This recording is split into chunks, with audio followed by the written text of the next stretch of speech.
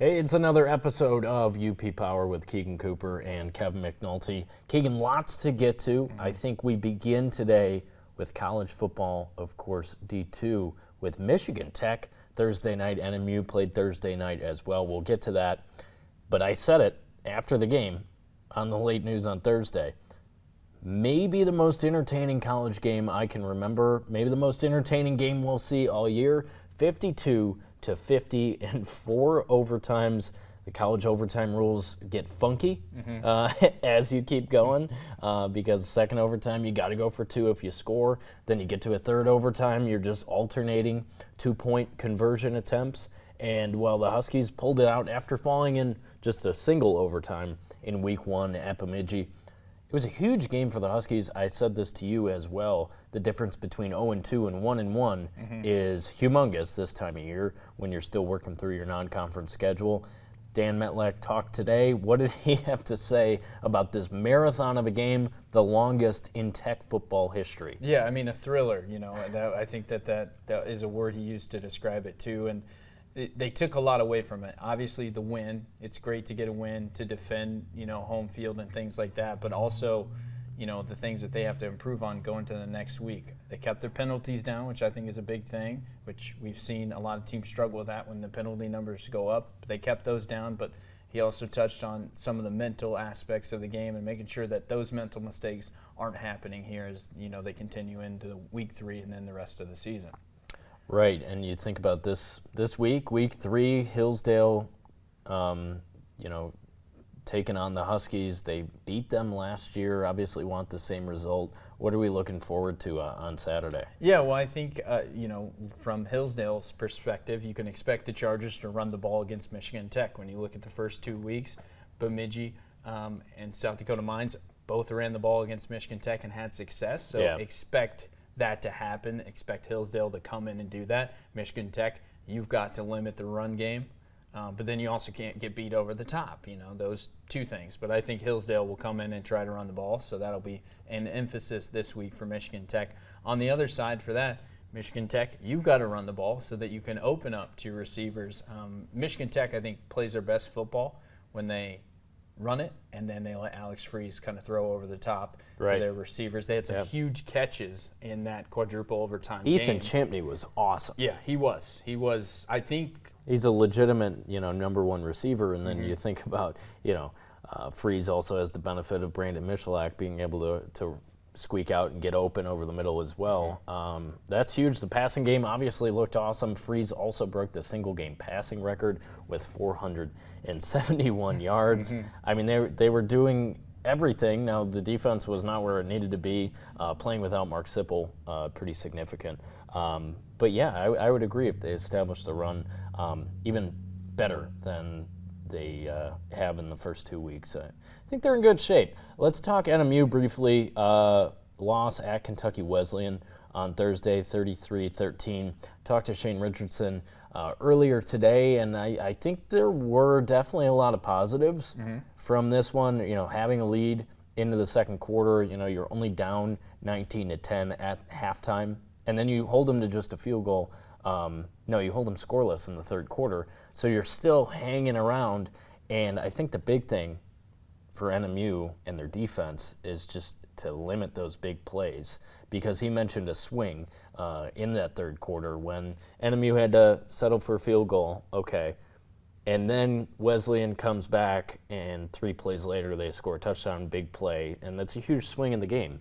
And I would agree. Now, one thing I wanted to know as well, Aiden Horde only threw the ball 17 times in this game, 16 times the game before. And he said they want to establish the run, but when you're chasing points in the second half, I think maybe you got to give that quarterback a little bit more confidence, have him throw the ball. He didn't say they were trying to avoid, deep balls or anything like that, but they didn't take a lot of those shots. They had a 45-yard completion that set them up for their only touchdown of the day. I think you got to take a little bit more shots on offense, especially if you're chasing. At the same time, you don't want to, end up going 3 and out every time down the field. But that's kind of the tail of the tape in that game. UW La Crosse on the road for the Wildcats this week. It's another team they lost to last year. That'll be tough. And then coming home for a D3 Alma that's right there at the top of D3. So you and I were talking about how, NMU, one of the worst teams in D2 over the past couple years, going up one of the best teams in D3. How does that shake out? It'll be curious to see when they return home for homecoming week after this week 3 matchup with UW La Crosse. So I think big takeaways from both sides as we're about a month out or so from the Miners Cup as we look forward to that. These two teams trying to work through non-conference. We'll see where they end up. Let's switch gears to high school football. It was another good week. Not a ton of competitive games, but where do you want to start? Our game of the week, Calumet 2-0. Westwood still, showed signs of being a very competitive team, but the Copper Kings pulled that one out on the road. Yeah, no, that and the weird, terrible weather. The lake effect rain was nasty. Yeah, and I don't know for sure, but I think that definitely played a role in that game. I think, especially for Westwood, Ethan Martyr not able to get out as much because it's slippery. Right? Guys were slipping all over the place. Calumet comes in and we talked to them before the game. This is what they're going to do. This is our game plan. We've got to do it. We've got to lock down Ethan Martyr. The weather probably played a little bit in their favor because he wasn't able to run out of the pocket as much. Westwood, what I liked about that game is they didn't quit and roll over, right? They continued to stay in it. They put some points on the board. You didn't know really which way it was going to go, and then Calumet kind of came in and said, okay, no, this is the way it's going to go, and kind of finished the game out throughout. Yeah, like I said, improved at 2-0 on the season. That's pretty huge, and Westwood at 1-1 with a really good Menominee team coming in. That obviously doesn't bode well for the Patriots in week 3. But yeah, Menominee had their way with Hancock, 63-0 at home. I think the Maroons are right back where they need to be. As they want to push towards a deep postseason run once again, like they did last year. Right now, I see no reason why they can't do that again. The game I was at, Gladstone-Negaunee. Negaunee might be an early candidate for toughest team in the UP. Just the way they play, and it was obviously the same scenario as Westwood, where it's just kind of spit and rain, pretty much the entire time. Of course, the Miners are going to keep the ball on the ground majority of any game. Weston Yesney was great again. Brock Bonovitz, those are their 2 backs that they're going to. And leads to results. 28-7 they win for the second straight week. That was the score of their week 1 matchup against Kewanee. So the Miners looking really good. They're big on the line. And that really bodes well, where they can just move the ball down the field, pound it down your throat, and clock's going to run. We'll get out of here. We play good defense. And, 3 touchdown wins in each of the first 2 weeks. So good start for Negaunee. Gladstone 0-2. Didn't really expect that. I know they lost a lot. Thinking about quarterback Nate Young from last year. They don't quite look like the same team right now. Their only touchdown in that game was a 99-yard kick return from Casey Alwarden. So Gladstone definitely has some things to figure out. I believe it's Kingsford on the schedule this week, so that doesn't get a whole lot easier. Now Kingsford, another big win, looking really good over Houghton last week. We like the Flivers again, don't we? Yeah, we do. Yeah, I mean, they are similar to Negaunee in the fact that they can put the ball on the ground now. Kingsford also can throw it. Nick Navarra and Gavin Grondin, that connection. Jack Kriegel, those guys can do it all. Kingsford, again, another team that has the potential to get through the regular season and make a run in the postseason. I would throw Negaunee in there. I would throw Menominee in there.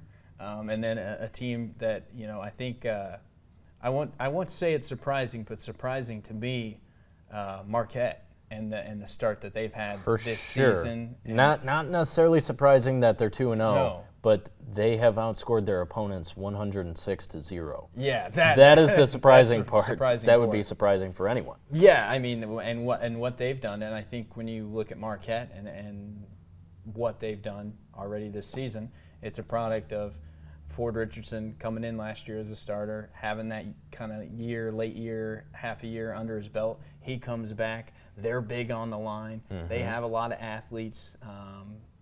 Ford Richardson, I would say, is almost like a mini Lamar Jackson to me. He can throw the football, but he can also get out of the pocket. He can run. He did that in week 1. It was 60-plus yard run. Yeah. So Marquette, another team that has the potential to, be successful in the regular season and potentially make a run in the postseason here. Pretty big test for the Sentinels on Saturday. Gaylord comes to Marquette. That's a team they lost to 37-16 last year. Of course, they also lost to Gladstone week 1 last year pretty easily. The score was 36-7 against the Braves. Obviously, they flipped that upside down, 55-0. They beat Gladstone week 1. So I think we're going to find out even more about this Marquette team on Friday. And then another one we're looking forward to this Friday, Negaunee-Calumet, 2 teams we talked about, 2-0, like to run the ball. That's going to be a battle between 2 really solid teams. I'd give Negaunee the leg up just on size, but at the same time, Calumet's going to try and muck things up for them. Yeah, no, that one is going to be, a ground and pound game, and who I really think it will come down to a toughness battle, is who is going to be tougher for 4 quarters, for every snap, or who has to change their scheme, who has to start to throw the ball a little bit so they can get down the field. That'll be a big test for both Negaunee and Calumet too. And then, of course, if we switch over to 8-player, Kevin, we've got some teams that are still, making headway these first 2 weeks and are looking to make those postseason runs. I think about Munising, I think about Norway, I think about Forest Park, I think about Pickford, these teams that have a chance. North Central gets back on track in week 2, which was huge for the Jets. They have Stevenson this week, so I think that's probably another win for the Jets. That would put them to 2-1. Yeah, Pickford looks very scary. Yeah. Obviously a team we don't get to watch very much because of distance. But, they're going to be competing in 8-player for sure. 2 teams that you just mentioned there, Forest Park and Norway, going head-to-head this week. That's our game of the week, as it should be. So at Forest Park, Norway's got to go in there. I know they're working through some injuries, but through 2 weeks, they look like definitely one of the best teams in 8-man football. I would put Forest Park right there with them. Obviously, they'll be at home, and the Trojans trying to get revenge for last year. Norway kind of had their way with them. Yeah, they did. I think Forest Park's strategy, as they've done in previous years, is going to be run the ball and limit Norway's offense. When you look at Norway's offense, well, I think you start with the Bai brothers. For sure. Cole and Owen. And what they're able to do. It's a pretty sweet connection between those two. Yeah, so that's going to be a big test. That's going to be a big test for Forest Park. We'll see what happens. The other game we'll be at for sure, and we're looking forward to, is the Copper Bowl between Houghton and Hancock. Now, Houghton starts their year with 2 really good teams, Iron Mountain and Kingsford, so they're 0-2, but they were competitive in both of these games. It was 28-8. They fell to Kingsford on Friday. They had a touchdown on the board, but they're not letting the Kingsfords and Iron Mountains run up the score on them. No. Because, think about Iron Mountain only scored 26. Kingsford only scores 28. Hancock obviously kind of got demolished by Menominee, but they had a win week 1 over Lon, so the Copper Bowl should be a good one too. I think I like Houghton despite their record being worse than Hancock at this one, but Copper Bowl's fun with those two schools going at each other. Yeah, it'll be a battle. It's a rivalry night, so that'll be a good one for those 2 teams to, match up and see who takes it home this year. And then one that we missed to talk about, Iron Mountain, another team that wants to get back to the postseason and has the potential to make Manistee this week run for the Mountaineers. That was a good win over Bark River. Alex Jane is a horse. I told you I think we're going to be seeing that all year because he really is. Ian Martela on top of throwing for a couple touchdowns, had an interception, ran that one back. So, yeah, Iron Mountain really good as well. Probably expect them to get their third win of the year on Friday. We'll see what happens. Let's stay with football, go to the pros. Yeah. Obviously, big opening weekend for the NFL. We touched on the Thursday night opener between the Ravens and the Chiefs on Friday, but then Friday night, we got to look at the Packers. In Brazil, weird game. Obviously, the big headline coming out of that one is the health of Jordan Love. Yeah. One of the last plays of the game, he gets rolled up on. It's a sprained MCL, kind of a week-to-week. I said to you, he's not going on IR, so that's a big positive. But at the same time, Packers are the only team in the NFC North that's 0-1, so you can't dig yourself a real big hole with Malik Willis as your starting quarterback, a guy who was not with the team for all of training camp. He was signed less than 2 weeks ago. Yeah, I mean, that's the big thing for me. You know, Malik coming in, you got big shoes to fill because you can't fall. Yeah. You can't lose a couple more games. And, I mean, we think back to training camp, the Packers released their quarterbacks. Yeah, those guys that had Sean Clifford all of last year was backing up Jordan Love. Michael Pratt had gone through your training camp and everything. And they're Obviously, Brian Gutekunst and LaFleur decided, well, they have a better shot with Willis as their backup. But at the same time, like I said, he hasn't been in the building that long. Yeah, so trying to build those connections with your receivers, your running backs, your entire team, trying to build that relationship in, less than a week, because you're going to be throwing the football. Because I don't think Jordan Love plays in week 2. I really don't. He does not, no. He does not. I don't even think he plays in week 3. I think, looking at the Packers' schedule, so they're going through the AFC South. Not a gauntlet, but, a decent division. You have the Colts at home this Sunday.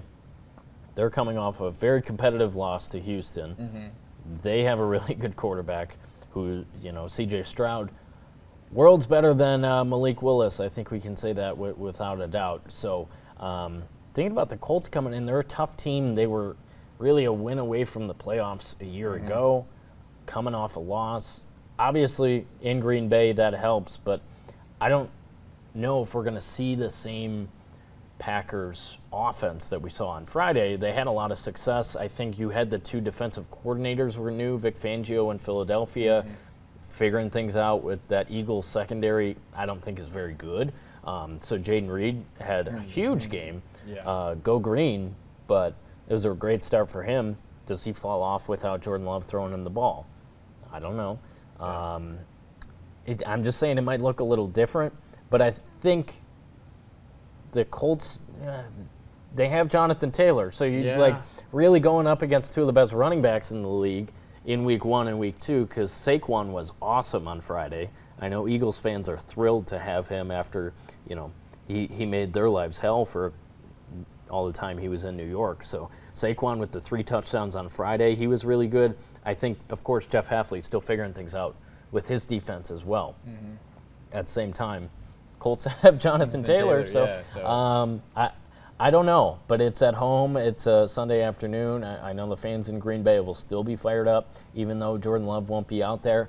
And kind of to prognosticate their schedule and his return, you go at the Titans week 3, team that has a really good defense. We saw that on Sunday in Chicago. They lost that game. It was not because of their defense, because their defense didn't give up a touchdown against the Bears. And then you have a division game at home with the Vikings coming to town on the 29th. Yeah. You want Love to be back for that. Probably can't guarantee it. And I think October 6th, week 5, you almost got to have him back. You're at the Rams. Yeah. That's a playoff team. I think they're one of the best teams in the NFC. Nothing I saw Sunday night at Ford Field changed my mind about that. So if you're the Packers, fingers crossed you get them back for that division game on the 29th. But if not, when you're going to L.A., you better hope you have your quarterback back. Or it could be bad news. Could be bad news. If the Lions keep winning, the Vikings keep winning, and the Bears keep winning, you're digging yourself a hole that you don't want to be in. Yeah, no. You It's a long season, but it's not. No, it's not. And those games, especially those games where you're playing, obviously in your division, if you're playing a divisional opponent, but if you're also, you're playing divisional opponents or playoff teams are going to be in the playoffs, you kind of want your quarterback to have a look at them throughout the regular season and come out with a win because you might see them again. That's what I'm saying. If Love is not back by that October 6th game, in the later window, that's a 4:25 Eastern kick. You want your guy out there. That's the next time you're on a national TV audience and stuff. You want your $224 million guy out there. Yeah. That's exactly right. Let's talk about the Lions on Sunday night because I think they just had to kind of gut that one out. That's kind of what they did in the playoffs last year, obviously much higher stakes against this team. Matt Stafford was terrific. He was the guy that, we've seen throughout his entire career in Detroit and now in Los Angeles. Cooper Kupp was spectacular once Nakua went out, and he did go on IR, so the Rams are going to be without him for 4+ weeks, and that does include the Packers game. So the Lions, Jared Goff didn't look great. St. Brown was very quiet, 3 catches, but you have so many guys on that offense that can break free and are fast as hell. Jameson Williams is one of those guys. Double move, he was gone, 52-yard touchdown. That was very nice to see, I'm sure, for Lions fans. Knowing that St. Brown didn't have a big night, and that is just kind of how it went week 1 when they're still figuring things out. Yeah, you look at who they have. They have, St. Brown and Williams and, David Montgomery on the ground that gets the win for them. Sam Laporta didn't have that much action either. He's their second leading receiver besides Williams. I think he's consistent. He's an Iowa tight end because he makes an impact on the game no matter where he is on the field because he's going to be laying blocks, and he does that just kind of like George Kittle does in San Francisco, another Iowa tight end. So I thought Laporta was fine. Goff didn't seem quite ready. He didn't play a lot in the preseason. I think that's what you see week 1 in the NFL now, is it's kind of an extension of the preseason. You don't really know what you're going to get. Yeah. But the Rams defense was stifling too. Goff threw an interception. Stafford threw an interception. In the end zone, that was huge for the Detroit defense. Yeah. I know Dan Campbell was pretty pleased with the debut of Terrion Arnold, and Rakestraw had to come in there, their second-round pick. He played quite a few snaps, so I think a lot of positives. Week 1 in the NFL, I just keep saying this, if you get a win, it's just kind of a bonus because you don't know what team you're going to get. Yeah. So if you start out 1-0, that's just a good bonus and a good start. Cherry on top. I do want your take on the overtime rules in the NFL. Terrible. You flip a coin, and I'm happy the Lions won. Why is it different than the playoffs? Yeah. Where both teams get to possess. Because that really, your strategy on the coin flip is different in the playoffs. We saw it in the Super Bowl with what the 49ers decided to do. It's different than when you're in the regular season. You want the ball because if you go on defense first, there's a chance you never see the ball. That's what happened to the Rams when Monty was just putting his head down and running right through them in overtime. Maybe they should have done that the whole game. They wouldn't have gone to overtime. But, no, I hate the overtime rules. Yeah, they should do college is great. Yeah. It's so fun, and I think it's fair. Yeah, because if Jared Goff loses the coin flip and L.A. gets the ball, L.A.'s probably 1-0, and the Lions are 0-1, licking their paws like what happened, So, I think there needs to be some changes. I do understand limiting the time, right? Like they don't want the game to go on forever. But you got to give each team a chance with the ball, right? Because it was just over. It was over. Montgomery ran it in, and it was over. So I believe I'm correct in saying there was that playoff game between the Bills and the Chiefs at Arrowhead where the Chiefs got the ball, scored, and this was not the Super Bowl. This was, like I said, a playoff game at Arrowhead where the Chiefs got the ball, went down and scored. Josh Allen never got to touch it. And then they changed the playoff overtime rule after that, but they didn't change the regular season. Yeah. That doesn't make any sense to me. What do we do? We need consistency here, right? Consistency. I mean, obviously, playoff games more elevated, stuff like that. But like consistency, right? Because you gotta, if you've never experienced that and you get to a playoff game and now you're in overtime, right? Well, we do it differently in the regular season. Why? That's what I'm saying. The strategy for the coin toss is different. Super Bowl, everyone got on Kyle Shanahan because they took the ball, the 49ers, in overtime in the Super Bowl. They took the ball, they got down, got a field goal. And he shouldn't have done that because, what do they always say about Patrick Mahomes? You don't want him to have the ball last. He had the ball last, and he hits McCole Hardman for a touchdown. Chiefs win the Super Bowl. And if it was the regular season, the 49ers did that. Well, that's smart because then maybe Mahomes never possesses the ball. Now, they did go kick a field goal, and it would have been the same result. If it was a regular season game where they get a field goal, Chiefs get to possess, and they scored a touchdown, it would have been the same.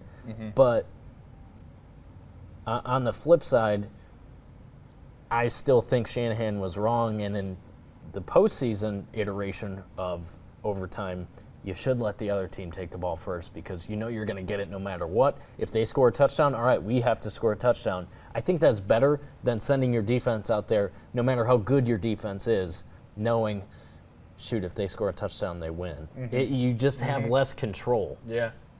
So I don't like it, but it benefited the Lions. They were just able to run the ball all the way down the field and win that game.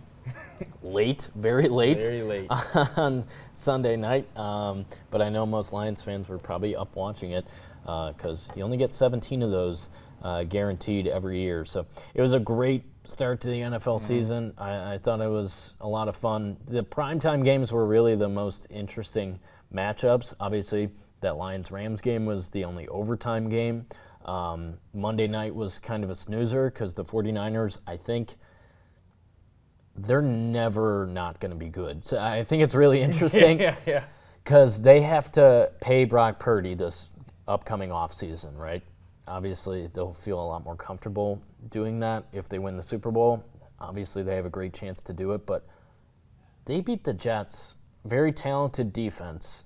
Obviously, it was Aaron Rodgers' first game in 2 years, essentially. Yeah. So you didn't expect the Jets to be entirely there on offense. But their defense is really, really talented, and the 49ers go out there without Christian McCaffrey, arguably the best player in the league. And Shanahan trots out an undrafted free agent as a starting running back, and he goes for over 100 yards, I think 2 touchdowns. I know one got called back. But that's why I say the 49ers are never not going to be good because Shanahan is so good at eyeing talent that can work in his system. And he did that with this Mason guy who he replaced the best player in the league with and had no problem with it. So just saying, obviously that's the team that took out the Packers and the Lions in the playoffs last season. You just have to be nervous going into those games. And, you know, if both teams go back to the playoffs again, knowing that team's probably waiting for you somewhere along the line. They're going to be there. Yeah. Would you be shocked if we get another San Francisco-Kansas City Super Bowl? No. Because I think up and down, San Francisco's the same team. Yeah. They're darn good at, like, all the premium positions, too. And then the Chiefs have Patrick Mahomes. And how that's gone the last 2 Super Bowls when they met up, it was, you know, Mahomes outweighs everything the 49ers got going on. But really fun start to the season. I'm trying to think. Tyreek Hill, that was crazy. Yeah, Tyreek Hill. We got to talk about that. He has the greatest touchdown celebration. It's going to get a little political, so I don't really want to. So we'll stay out of it, but that was crazy. Yeah.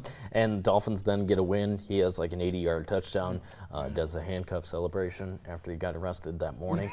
Not arrested, detained. But that was funky, a little wrinkle in the day. He joins Scotty Scheffler. Scotty Scheffler to have a good day on the morning you're put in handcuffs. Yeah. And Jeff Darlington from ESPN was there for both. He was on top of it. On the call. That was funny. I want Browns fans to, enjoy life, but the Deshaun Watson experiment is totally over. Yeah. I think after 1 week, Yeah. and really, based on the amount of money they spent, $230 million, guaranteed to him, it shouldn't have been an experiment if you're going to guarantee that much money to a guy, but it really was because you didn't know if he could go play at an elite level. I don't think there's any chance he can do that. The Cowboys had their way with him. There are very few spots in the NFC playoffs where I'm like, okay, because I'm thinking about the Bears if they're trying to make a jump into the playoffs. Who in the NFC do you think will not make the playoffs this year that was in it last year? Because I'm thinking about Tampa Bay had a huge win over Washington week 1. Obviously, they won that division. They're going to Detroit this weekend. Yeah. So they start out like that, and whoever wins the NFC South obviously going to be in the playoffs. So we'll say NFC South champion / Tampa Bay going to be back in there. Yeah. I just said the Rams with Sean McVay, and I think they're talented. Yeah. They have Matthew Stafford. That's a playoff team in my eyes. Mm-hmm. San Francisco and Dallas. Yeah. Dallas loses first round, probably. Philadelphia. Yeah. Right now, I hate to say it, this is total overreaction after week 1, but with the prognosis on Love for the next 3 or 4 weeks, I think the Packers are the one team you could most easily point at and say, okay, that's the team that's not going to be in the playoffs. Because the playoffs are never the same 7 teams or 6 before. So somebody's going to fall out, and I think the Packers are the most likely team. Now it's about making sure that doesn't happen. Yeah, I mean, and to make sure it doesn't happen, he's got to be healthy and he's got to be ready to go, because these next couple weeks they could dig themselves a hole, and trying to come back from that, right, is not an easy task. All these playoff teams in the NFC from last year looked really good. It's going to be tight getting those wild card spots. And obviously the division is huge for the NFC North. True. Is it Super Bowl or bust for the Lions? Yes. Yeah. Yeah. Like they either make it or it's what Dan Campbell has done. Brad Holmes has done as the GM the last 3 years. And they both said it in the preseason. I think it is. Now, if the Lions don't win the Super Bowl, are you as a Lions fan going to be upset? Absolutely say it was a waste of a season? Probably not, but yeah, that should be the expectation, because they're one of the best teams in the league, without a doubt. And they had a good start against another really good team on Sunday night. So yes, I do think that should be the expectation. I think so too. I think the Packers were a popular pick. I'm trying not to overreact, but just thinking about a month without Jordan Love, and then a knee sprain is not. And then you have to think, is he going to be susceptible to injuries now that he's got this injury? Or is he going to play different? They always say a break is better than a sprain. Yeah, because now is he going to play nervous because he might do it again, and then you're out for even longer? I don't know. I don't think he's that type of player, but it would stick in the back of your mind, right? So, yeah, I don't know. We'll see. It's only 1 week, but yeah. Football's back in a big way. Thursday night matchup is the AFC East, Bills and Dolphins. That should be a good one. I lost some fantasy this week. Sunday Night Football on TV6 is a fun young quarterback matchup between Caleb Williams, who looked really bad in his debut, but the Bears won in Bearsian fashion. They did. And he's going up against CJ Stroud of Houston on Sunday Night Football this week, so week 2 will be fun as well. Bring it back here to the UP, talk some of the other college sports. All got going, talking soccer and volleyball on the road this past weekend. Let's start by giving some flowers to NMU men's soccer. 2-0 on the season. Alex Fadovich, you're our guy, and, well, he kind of sold that this team is completely new and has new energy, new life, as opposed to last year. And, well, his team put its money where his mouth was in the preseason. 2 wins in the opening weekend of the season. Huge for that program. Really good to see. Yeah, I know. It is really good to see. I mean, not to bring up last season, but they've tied the amount of wins that they got last year. Yeah. Right? If they win one more game, you could call it an improved season, right? Their record will be improved. In mid-September. In mid-September, which is a good feeling to have. And, I think the new guys coming in, you get Tommaso Lame back, their captain. He gets a goal this past weekend. Huge for the Wildcats and a huge boost. I think it's and we've talked about this. Starting your season off 2-0 is a lot different than 0-2 or even 1-1. You're 2-0, you've got it done. And for me, watching those games, it's been the last. They're already halfway home through the non-conference season too. Yeah, it's been those last 15 minutes of their games where they are maintaining possession and closing out games and not getting relaxed. And then, giving up a goal, right? There's still energy for 90, for both halves for 90 minutes. It's been exciting to see. It'll be exciting to see them on Thursday and then Saturday, 2 more non-conference games. What can they do? At home. At home, too. So you've taken care of business on the road. At home should be even easier for you guys. Start your season off 4-0. It wouldn't be a crazy thing to say. No, I don't think so. 2 very good teams coming in. Lewis, national tournament team last year, and then Thomas More on Saturday. But, yeah, great start. And I asked Alex Fonovich about Tommaso Lame, how he demonstrated the leadership, when, and Fonovich brought up, he went through injury all of offseason. So he's the captain, but he's watching his teammates, get ready and train through the offseason. And I have to think that kind of helped him know that, okay, he doesn't have to be everything on the field as long as he's a leader off the field. Mm-hmm. And then even, when he was out there, he had the goal, showed up in the box score and everything, but Fonovich also mentioned everything around it. It wasn't just, him on the field. Having that guy be back from last year and want to move this program forward is huge for them, and it was a great start this weekend. No, it was, and it'll be exciting to continue to watch them gel, this new group, and the chemistry that has already been built but will continue to be built through the season, and especially when they get into conference play, because they'll need that chemistry to be there. The NMU women, great start on Thursday. Yeah. Can't ask for much more than a 6-1 victory. You score 4 times in the first 20 minutes. You're thinking, oh my gosh, we could win the World Cup right now with the way that team came out on Thursday. Then the letdown on Saturday, they lose to St. Cloud State after manhandling Duluth on Thursday. That letdown is not great. And talking to John Sandoval today as well, he mentioned effort, intensity.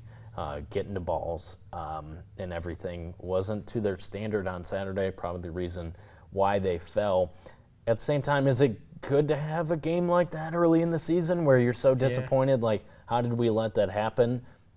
Knowing going forward, maybe they'll make sure they don't have games like that where they should have won that one. Yeah, I think you want a game like that to, not knock them off the pedestal. They're at the pedestal. They're probably the best, if not the best team in the GLIAC for women's soccer this year again. One of the best teams in the region. Yeah, one of the best teams in the region. But to have a game like that in the early, to say, oh, okay, we've really got to bring it every game, all 90 minutes, because they are the team to beat. You saw what happens when they do. Yeah. They won 6-1. Not saying they're gonna win every game 6-1 where they really bring it, but yeah, I think it's a difference. I can't speak to the mentality of a college soccer player trying to go out there and bring the intensity, but that matters, especially when you're going on the road. These were 2 road games, and they had it on Thursday. They didn't have it on Saturday. Well, they're 1-1. Yeah, and they, they're the team to beat. Everybody wants to beat. Target on their back, for sure. Right? They are, they're the team of the beat. So every team that you play, you're going to get their best 90 minutes, whatever it is. They're going to try to come out, and they're going to give you their best 90 minutes. So you have to do the same. So Northern Michigan will look to get back on track this week. I'm not too worried about it. Now, that being said, when we switch to Michigan Tech, who beat St. Cloud State, also started 2-0. So shout out to them. Yes, let's hand out the flowers to the Huskies. I've been beating the drum all preseason for the Huskies and Melissa Kuhar. National tournament team last year, picked 6th in the GLIAC. I thought that was BS. That's okay, it came from the coaches. But look, this team's good, and I think they haven't allowed a goal. 2 1-0 wins over, they played the same teams as NMU, St. Cloud, and Duluth. 1-0, 1-0. They're gritty. Just found a way to win both of them, and they're 2-0. That's a hell of a start with the GLIAC season about 10 days away. Yeah. So I mean, it's I think, and I talked with Melissa Kuhar today, and it was, it's just a number, right? They got picked 6th. That preseason poll, yeah. Preseason poll is just a number. Sure. It's not that number doesn't matter. What matters is the number at the end. It's of more the of a season. reference for us than it is for them. Yeah. But they should be up a couple spots. Yeah. I think. And hey. If you did the poll right now, I think they would be. Yeah, probably. Yeah. So props to Melissa Kuhar. Her first 2 wins as a D2 head coach, coming one weekend. Her first 2 games as the head coach there. And I think a relief too to get that first one for sure out of the way on Friday. Right, Friday, yeah. Thursday. And then they go out Saturday and get another win. Saturday, yeah. So they brought it both games. Yeah. And back to NMU for a second, it did sound like John Sandoval was not thrilled, understandably, about Saturday. But that's where I'm at. It's so early in the season. You drop one like that, and you're able to say, hey, you just didn't bring it in a lot of different facets of this game. Being able to say that so early on in the season, probably, beneficial in the long run. That's just where I'm at on it. Volleyball, strong weekend for both teams. NMU 3-1, Tech 4-0, playing on the road. Tech out in Colorado, a lot of travel, but 4 wins to start the year. That's huge. Yeah, and Michigan Tech beats a couple ranked opponents. Yeah. And now finds themselves ranked number 20, I believe. Yeah, number 20. As they should be, for sure. And you beat ranked opponents, then you're probably going to be ranked the next week. So exciting for them. But they looked really, really good this weekend. And they have options on attack, which is interesting. I'm thinking like Meg Robbie. They're filling the shoes of Lindy Ajuri, who is, her Tech career was decorated with the numbers she put up over 4 years. So they're filling her shoes, but doing it by committee. And I think they did a fantastic job, got off to a great start this weekend with that. Yeah, and I think for them, they have so many, they have options now of who they can go to.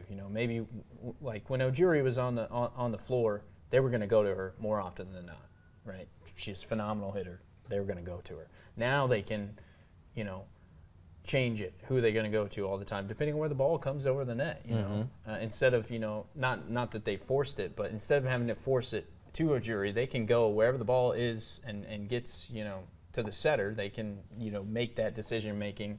And that's something that, Jennings talked about today, the ability for the setters on the floor to have that decision making and just put it in the right spot for the middle hitter, outside hitter.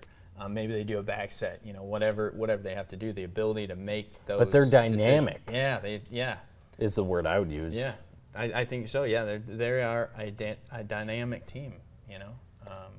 They'll be a lot of fun to watch. Let's get to NMU was at Mankato, Minnesota State hosting a tournament this weekend. Notable for me, that was the last time they will play more than one match in a day. And so Friday, 2 matches, Saturday, 2 matches, and they were delayed a bunch. Not really sure why, but Mike Loescher said 3+ hours from when they were supposed to get going for one of those games. So how it went for NMU this weekend, Minnesota State Moorhead Friday morning, 3-0 sweep. Beautiful. Got to go out there again, fresh legs, probably like 6 hours later. That's tough. They win in 5 over Truman State, so you're feeling good, playing 2 matches in a day, getting 2 wins. Saturday they go out there, Upper Iowa, sweep in the morning. Yeah. Then you got the 5 or 6 hours to sit around going up against Minnesota State, another really good team. They go 5 and fall to Mankato, and Lozier said, they didn't have the energy. Their legs weren't quite under them. I asked about, Allie Barlow, the starting setter this season for the Wildcats. He said they've already in practice this week, been able to work on, placement and where they want their rotations to be. So a really positive weekend for NMU too. Mm-hmm. Like I mentioned, that's the last time they're going to have to deal with that. Yeah. Playing a game in the morning and then sitting around for 5-6 hours and then having to go out there again. That's not going to happen again the rest of the season. So I think there's a ton of positives, especially, you lose a match in 5 sets, up to 15 that fifth set when you're gassed. Yeah. You're right there. You're so close to a 4-0 weekend. Mm-hmm. And I don't think that's maybe a match that you hang your hat on and you and say that's who we are. Yeah, you dwell on it too long. Playing 2 matches in a day, back to back, throughout a weekend, four across the weekend. That's not easy to do. Also, I think it's of note the Wildcats having Jackie Smith has been back huge. She broke her own record in one of those matches. Yeah, so for kills, 27, I believe. Yeah, so having her back and 100% is, I think, a huge point for the Wildcats this year because she's they can go to her. She's gonna get it done. She's one of the best players, if not the GLIAC in the country for sure. Her experience bodes so well. This weekend for NMU and Tech volleyball, it's the up north tournament. So in Houghton, and NMU is starting the weekend at home to open up Vandeman Arena, the newly renovated volleyball and basketball arena in Marquette. So Tech has to play 2 matches in a day on Friday, and then that's it for them. Mm-hmm. They won't have to do that the rest of the season unless Midwest crossover goes that way, but that's in October. So Minnesota Duluth for Tech on Friday morning, then Findlay in the evening, St. Cloud State Saturday afternoon. How it goes for NMU is Findlay at home on Thursday, first game in the new arena, then Duluth Friday, St. Cloud Saturday. So I think these are some solid teams coming in to the UP this weekend, but keep building for these 2 teams as GLIAC play, kind of like soccer, only 10 days away. Yeah, and I think a first look at them at home, right? So you've been on the road and you've kind of seen, you've gone and taken care of your business on the road, 4-0 and 3-1 respectively. So now you got to take care of business at home, welcoming in some good teams, some teams that aren't going to just roll over. You're going to have to go out there and get it done and bring that full intensity. So it'll be exciting to see both the Huskies and the Wildcats at home, especially the Wildcats in Vandeman Arena. I think that'll be a great setting. It's going to be a lot of juice in there on Thursday. Yeah. So, we'll see how it shakes out. A lot going on here in the UP. If get out there and see some of these teams in action, because like we mentioned, outside of NMU football, which has been the case over the past couple of years, a lot of these teams are really, really good and are going to compete for championships, which is really exciting. Yeah. Let's briefly touch on the MLB playoff picture, because the Tigers are hanging on by a thread. They were off last night. Minnesota is holding on to that 3rd wild card spot. They've lost 4 in a row. So the Tigers are 3 games out, and then, there's a couple teams hanging out in the wild card standings with them. But I'm going to pull it up right now. We're going to look. The Tigers' percent chance to make the postseason, I lost it, but it was about 7.5% that they're hanging on. Now, on top of that, if it's not Minnesota that's going to get the 3rd wild card, you have Boston and Seattle are tied with the Tigers right now. But, hey, keep stacking wins. You never know. I mean, it would be crazy from where the Tigers were like, going into the All-Star break to where they are now. It's pretty crazy to see where they have taken this young team. We knew it was a young team that probably thought was a little closer to competing than what they were in the first half. But this second half, they look really strong, and then you got Scuba who's going out there and winning a game for you pretty much every 5th day. Yeah, he's been incredible. So fingers crossed. Hey, 7 What do you say, 7.5%? That's about where it was last night when I looked, yeah. Well, that's still more than 0%, so there's a chance. That's what I'm saying. Oh, it's up to 9.1. I found it. Ooh, there we go. So obviously Cleveland is in. Royals are 3.5 back of the division. They'll more than likely get a wild card spot. That AL East race is interesting between New York and Baltimore. The Orioles right now a 1.5 back. Whoever doesn't win that division will get a wild card for sure. So, yeah, like I said, Tigers hanging on by a thread. Take a look at their schedule coming up. And the Brewers are going to be in clinching division territory here pretty soon. Yeah, very shortly. They'll have a home playoff series, which is really exciting. Oh, they got the Rockies this weekend. That is that's pretty nice. Colorado. Sorry, that's a weekday series.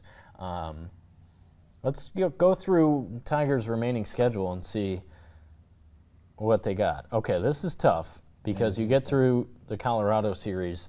You have 6 games against Baltimore out of 9 games in a row. Then the other 3 are Kansas City. And then you close out with Tampa and the White Sox. So you're counting on 3 wins at the end of the season with the White Sox. The White Sox, yeah. You take... Which is poetic. I actually, as a White Sox fan, I want them to break the all-time loss record against the Tigers. So then Jason Benetti gets to call it, of course, obviously a former play-by-play guy of the White Sox and grew up a White Sox fan. I think that would be poetic. So I want the Sox to win a couple more games so that they can break the all-time loss record against the Tigers and Benetti can be on the call. So fingers crossed for that.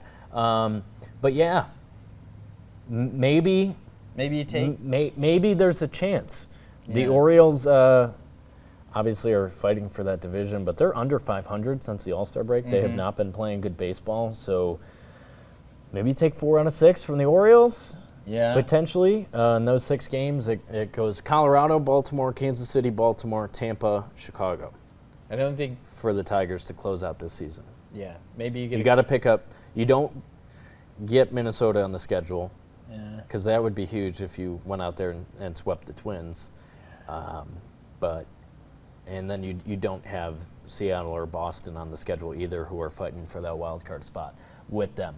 But there's a chance. I think it's fun for Tigers fans. It's been a long time since they've been paying attention to September baseball and hoping their team can get into the playoffs. So. I think you've got to take 4 of 6 from Baltimore. Maybe you sneak 1 from Kansas City.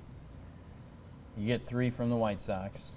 I don't know if they can afford a series loss, though. Yeah. That's the thing. If they lose 2 or 3 to Baltimore or get swept by Baltimore, that might bury them. Mm-hmm. We'll see. About 3 weeks left of the Major League season. We'll see where it goes, and we'll keep talking football here on the UP Power Podcast. But that's going to do it for this edition of the show. Thanks for joining us. Subscribe to TV6 and Fox UP on YouTube, and give us a like on Spotify if you listen there as well. So for Keegan Cooper, I'm Kevin McNulty, and we'll see you next week.